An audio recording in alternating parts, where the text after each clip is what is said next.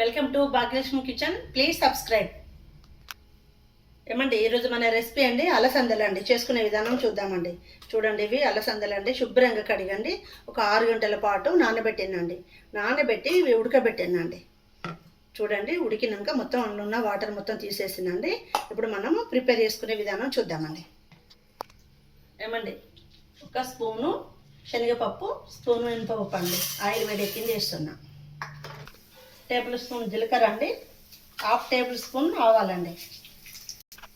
ఉల్లిగడ్డ అండి సన్నం తరిగి పెట్టినండి. ఇది కూడా ఆయిల్ వేస్తున్నా. మిర్చీలు 4 అండి, సన్నం అండి, తురిమి పెట్టేస్తున్నా. కరివేపాకు అండి 2 రెమ్మలండి. ఒక 2 నిమిషాల పాటు అండి మనం మొత్తం ఫ్రై చేసుకుందామండి. ఏమంటే మన అలసందల్లో ఉండి విటమిన్ ఏ ఉంటుందండి, ఐరన్ ఉంటుందండి, చాలా మంచిదండి హెల్త్కి. ఏమండి ఎల్లిపాయలు జీలకర్ర అండి, ఇది కూడా పేస్ట్ చేద్దామండి.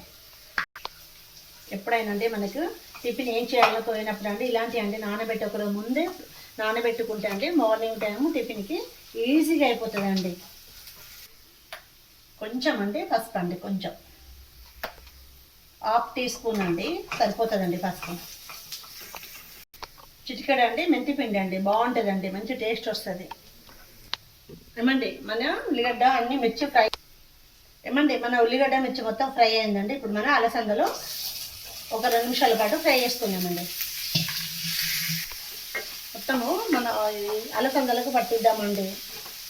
ఉల్లిగడ్డ మిర్చి అంతా అండి మన ఫ్రై అయింది కదా, అంతా దీనికి పట్టించి ఒక 2 నిమిషాల పాటు అండి కలుపుతూ ఉందాం. రెడీ అవుతుంది. రుచికి సరిపోనండి సాల్ట్ వేద్దామండి. ఏమండి ఇలాంటివి ఫుడ్ అండి మన ఇంటికి ఎవరైనా గెస్ట్లు వస్తున్నప్పుడు అండి ఇలాంటి ఫుడ్ పెడితే చాలా బాగుంటుందండి. మనకు కూడా ఈజీ ప్రాసెస్ కదా అండి. ఏమండి ఒక నిమ్మకాయ అండి కట్ చేస్తున్నాండి. నిమ్మరసం తీద్దామండి మన అలసందల కోసం. ఏమండి చూడండి, మన అలసందలు మంచిగా ఫ్రై అవుతున్నాయండి. వీటిని గుడాలు అంటారండి, గుగ్గిళ్ళు అంటారండి, కొన్ని ప్రదేశాలను బట్టి పిలుస్తారండి వీటిని అలసందలు. ఇప్పుడు మన నిమ్మరసం వేస్తున్నాం అండి. చాలా టేస్ట్ ఉంటుందండి. ఇందులో సి విటమిన్స్ కూడా ఉంటుందండి నిమ్మరసంలో. ఏమండి మన రెసిపీ రెడీ అయిందండి. చాలా టేస్ట్గా ఉందండి. మన వీడియోను లైక్ చేయండి, షేర్ చేయండి. థ్యాంక్ యూ అండి.